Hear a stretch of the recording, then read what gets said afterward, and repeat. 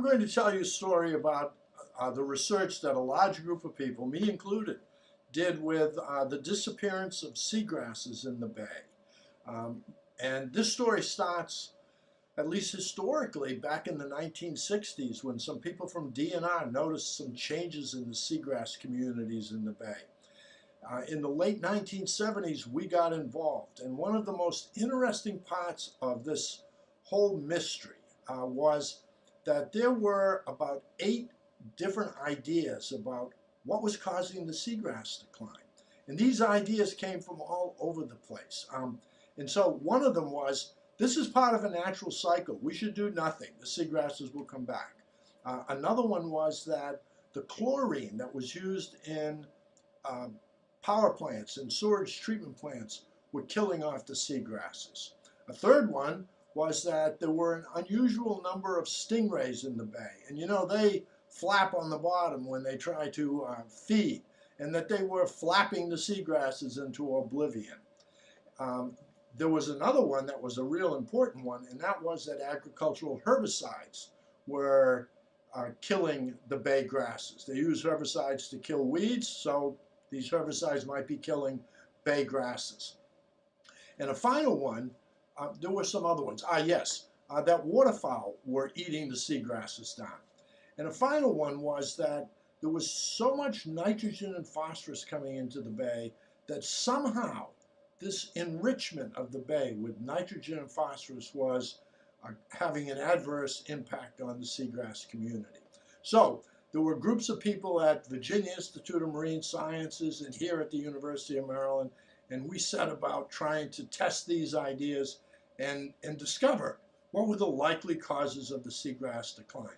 Now, some of these ideas that I just mentioned, we were able to do away with pretty quickly. For instance, Grace Brushett Hopkins, who's a paleoecologist, had found that seagrasses had been in the bay in an uninterrupted period of time for at least the last 1,200 years. So the cycle idea probably went away.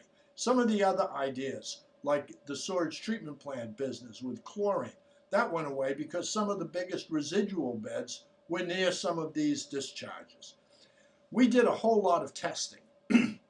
And to make a very long and interesting story short, we could not build a case that said the herbicides were the big issue. We just could not find herbicide concentrations in the bay anywhere near the concentrations needed to destroy seagrass. But with the nutrients, we could build a case. And the case was really interesting. Nitrogen and phosphorus, as most of us know now, tend to grow phytoplankton. Those are the small plants that live in the water column. And excessive growth of those plants makes the water less clear. So the water column was getting cloudier. And we could document that in the field data.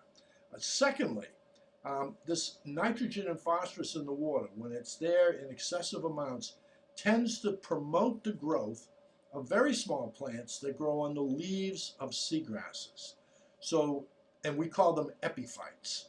And these epiphytes can grow really fast and cover the leaves so that the leaves can no longer see any light. So it's almost like if one of us went to Ocean City and we decided, well, I want to get a suntan, okay? But you put a glove on your right hand. And you know what? The sun gets within millimeters of your skin, but it doesn't get there. So your right hand, because of the glove, does not get a suntan or a sunburn. And the same with the plants. So the plants were in a bit of they were in a race, trying to grow new leaves that didn't have epiphytes, grow new leaves that would shoot to the surface so they could get enough sun in this increasingly turbid water. And generally speaking, the plants lost that battle. So finally, we were able to conclude pretty definitively that the seagrass decline was due to excessive water column turbidity, that is cloudiness, and a lack of sunlight getting to the leaves of the plants. So that was an exciting piece of research for us, and it went on for 3 or 4 years.